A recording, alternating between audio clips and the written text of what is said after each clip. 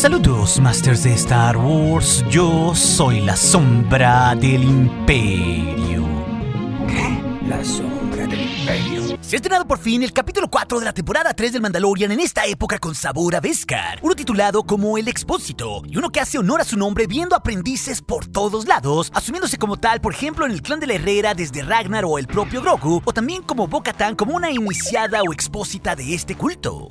This is the way. This is the way. This is the way.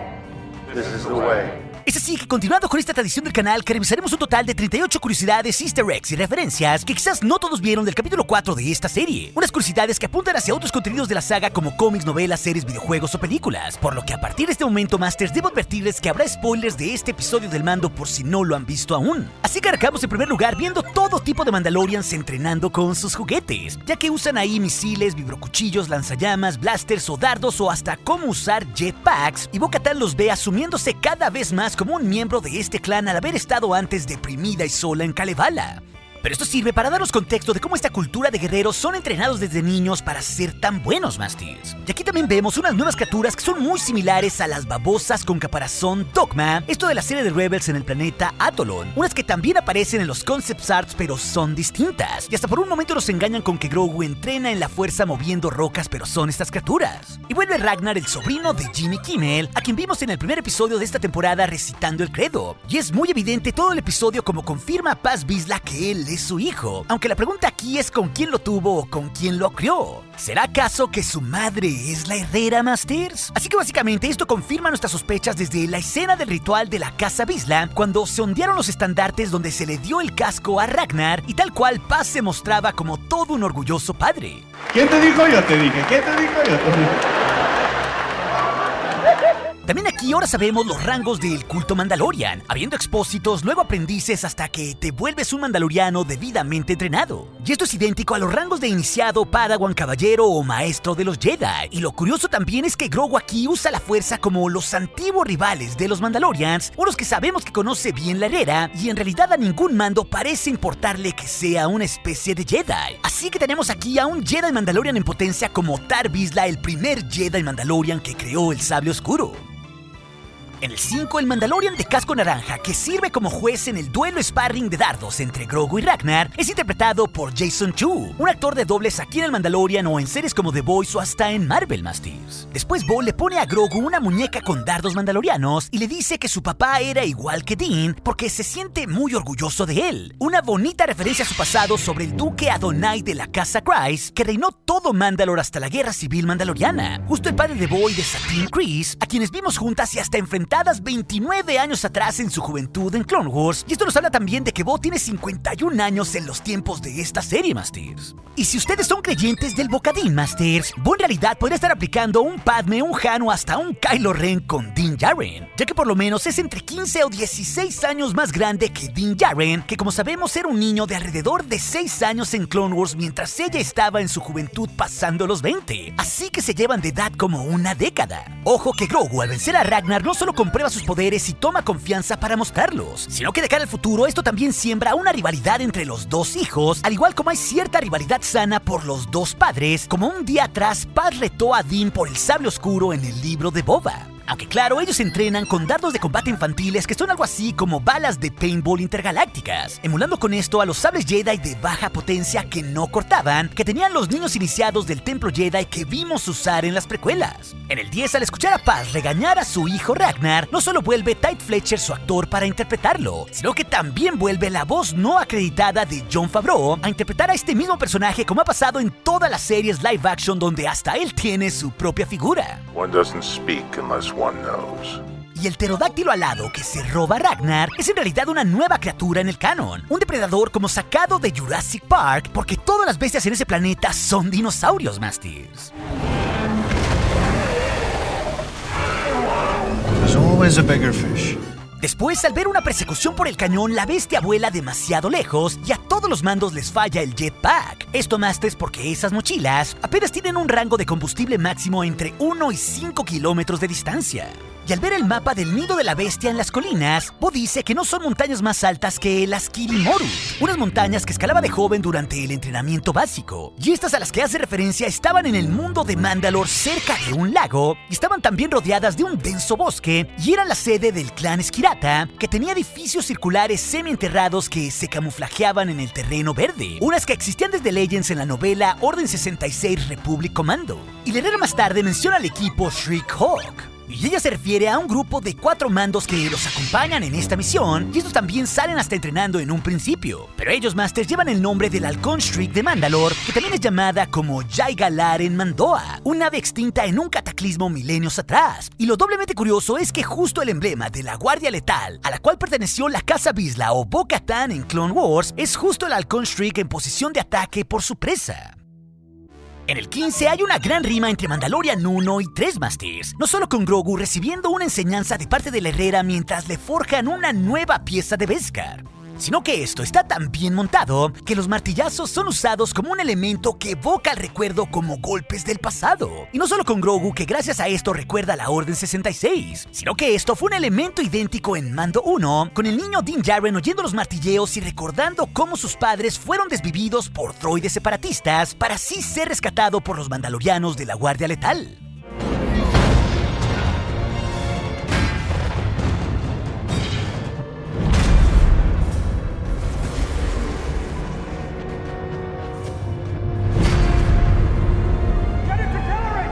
Después, en el flashback de Grogu de la Orden 66, no solo revivimos desde su perspectiva ese terrible momento visto en el episodio 3 de la saga, uno que también se ve en muchas otras series, sino que este nos da la pieza que faltaba desde el libro de Boba donde Luke había aclarado la mente del niño, y aquí en esta nueva visión, no solo vemos a los clones de la Legión 501 de Lord Vader entrando y desviviendo a 4 Jedi que protegen al niño hasta subirlo en un ascensor con el maestro Kelleran. Lo curioso también aquí es que todos los clones son interpretados, sobre todo en su voz, por el mismísimo Temuera Morrison, el amo de los Banthas. Don't let them escape! Like a bantha. Yes?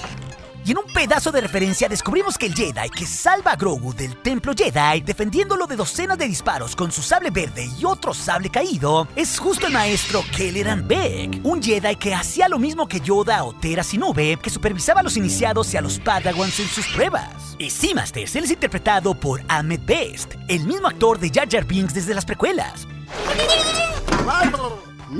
Jar Jar Binks. Y la historia de Beck es súper simbólica, porque él en esos tiempos era tan hábil con la espada que se ganó el apodo de sus alumnos de tener mano de sable. Y su personaje fue introducido por primera vez en el programa de Jedi Temple Challenge, con juegos para niños en la vida real, haciendo así canon su historia. Y sobre todo su regreso es súper simbólico para un actor al cual lo destruyó en su moral todo el hate que hubo hacia su personaje en las precuelas. Así que aquí, Masters, ves prueba que siempre el camino luminoso es un medio para hacer lo correcto. Fuera de que también su historia significa levantarse contra la adversidad para darnos una brillante actuación que tiene muchos matices al verlo combatir clones y ni qué decir con su manejo con la espada. Y en la parte superior del Templo Jedi, tras eliminar a unos clones, justo Beck y Grogu roban un Speeder Bark para escapar de allí, del mismo tipo que vimos durante el episodio 3 de la saga. Y ni qué decir de que Kelleran Beck use 2 sables al mismo tiempo con la clásica técnica del Yorkai. Esto como ya vimos con Ahsoka Tano en esta misma serie, o con el propio Anakin Skywalker también con sable azul y verde, como aquella clásica escena del ataque de los clones. Así que aquí hay una gran rima con las precuelas de Filoni hacia Lucas en varios elementos. En el 21 vemos de cerca cómo termina en llamas el Templo Jedi, esto tras la Orden 66, igual que terminó así en la venganza de los Sith, un lugar que a la postre se convertiría en el palacio y la sede del poder del emperador Sheev Palpatine. Claro, en medio del escape no solo vemos el tráfico de Coruscant, sino 2 Lad Gunships que por medio de los clones le disparan a Beck y a Grogu, las mismas lanzaderas clásicas de las precuelas. Pero también el hecho de haber una persecución por la otrora capital, y hasta que terminen ahí en medio de un túnel, evoca muchísimo a la secuencia de persecución en Speeder del episodio 2 con Anakin y Obi-Wan en contra de Sam Wessel. Y otro detalle es ver cómo reciclan presupuestariamente ciertas locaciones, y no solo con el planeta Mando, sino con lugares que ya habíamos visto de Coruscant del episodio pasado, cuando estuvieron ahí Pershing y Kane con sus paletas, aunque 28 años después en los tiempos de la Nueva República. Ya que aquí vemos también la estación del Metro Federal, con ese logo que nos identificaba que ahí estaba el Senado, y hasta un letrero en Nauravesh que nos dice puerta, tal cual como pasó en el episodio pasado de esta temporada. Y esto se repite con el escape de los Jedi de la famosa Plaza Monumento con la montaña Omeid, la misma que vimos no solo en Clone Wars, sino que esta proviene originalmente de los concept art de allá de los 70s del mismísimo Ralph McQuarrie, el diseñador de cabecera de George Lucas. Así que, como diría el buen Lucas, todo en Star Wars es como poesía porque rima. Again, it's like poetry, so if they rhyme. En el 26, al finalizar la huida, Beck queda de verse con unos amigos y estos son del planeta Naboo. Y no lo digo solo porque sus trajes son idénticos a los de esa guardia que vimos en las precuelas, sino que en los créditos están confirmados como guardias senatoriales. O sea, ellos están conectados con la senadora Padme Amidala. Inclusive vemos aquí en la plataforma la misma nave del episodio 2 de la saga, con el yate nubiano tipo H, justo el crucero que usaron Anakin y Padme en el ataque de los clones visitando Tatooine. Así que la referencia hacia Padme y a las precuelas no podía ser más obvia de parte de Filoni. Y aquí no solo se nota la mano invisible de Padme Amidala ayudando a los ataques que recibieron los Jedi de una u otra forma. Y esto muy a pesar de estar a días de dar a luz a Luke y a Leia, y hasta con el corazón desgarrado por lo que hizo Anakin. Sino que el hecho de que sea una ayuda de Naboo también puede significar que el destino de esa nave sea justo hacia el planeta de Padme para salvaguardar así a Beck y a Grogu. Una pregunta que al menos aún no tiene respuesta hasta el momento de esta serie, Masters. Y esto también hace sentido porque ya vimos en el canon, tanto en novelas como en los cómics, que existió una resistencia fiel de los amidalianos, unos que inclusive intentaron asesinar a Darth Vader muchos años después, donde estaban varios oriundos de Naboo, e inclusive también hasta las damas de la propia Padme que fueron rebeldes, como Sabed, Dorme y muchas otras. Claro, cuando los alcanzan los clones en un LAD, vemos ahí que hay varios clones de armadura blanca, pero también algunos de la guardia de Coruscant en rojo, los mismos clones que acompañaron a Palpatine en el Senado a rescatar a Anakin hasta Mustafar. Y cuando despega la nave nubiana solo con los 2 Jedi supervivientes, vemos también que ellos son cazados por 2 B-Wings, las naves cazas clásicas de Clone Wars y las precuelas, que incluso vimos que escoltaban a la nave del Emperador y a Vader cuando este lo llevó en esos mismos tiempos hasta Coruscant para curarlo de sus terribles heridas tras su falla en Mustafar. En el 30, mucho ojo porque los concepts donde vemos a los clones en esta secuencia fueron conceptualizados enfrentándose a los Jedi más como Stormtroopers que clones de la fase 2, unos tiempos donde los Storms no existían. Y además llegaba a ver más B-Wings en la escena final y hasta un gigante Venator republicano en el escape de la nave nubiana. Un detalle nada menor que nos explica parte del proceso creativo de hacer esta serie con cosas que no quedaron en el corte final.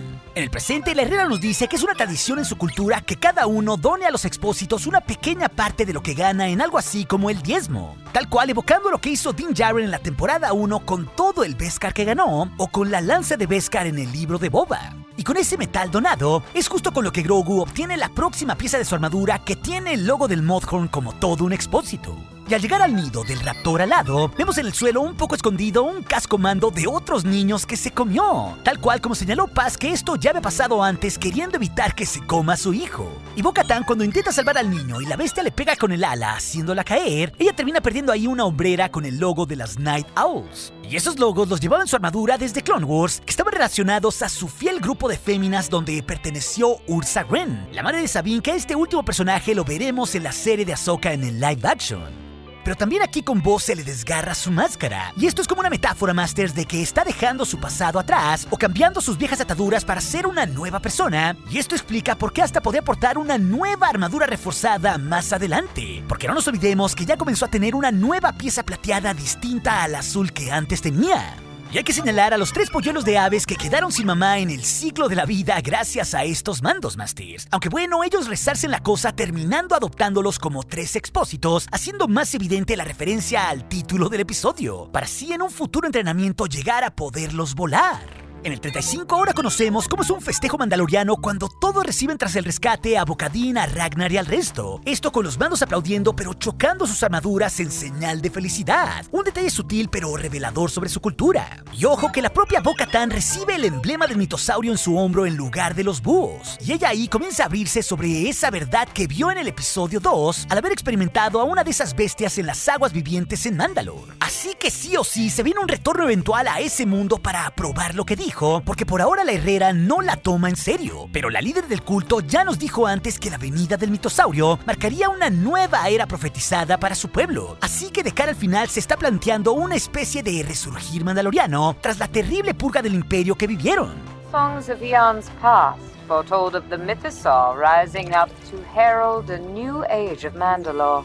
Y hay que considerar que también el cameo de Jar Jar, o sea, Ahmed Best como un Jedi, es una rima curiosa con ese cómic del canon de la República donde salvó de forma muy badass y también un tanto accidental al mismísimo Capitán Rex durante la Guerra de los Clones. Un detalle sin duda curioso ahora que su actor se volvió un Jedi de verdad.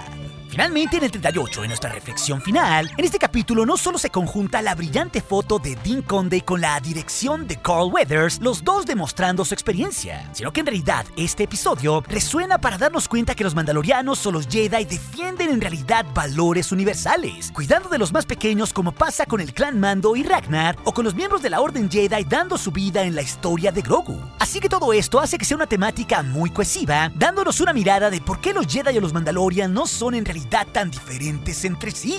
Pero si también te interesa ver el todo explicado de este episodio 4 del Mando, o lo que nos dejó el capítulo 14 del Bad Batch, estas historias te las dejaré aquí en las pantallas finales. Y recuerde, nuestro aliado es la fuerza y un poderoso aliado es. Hasta aquí su amigo, la sombra del Mandalorian.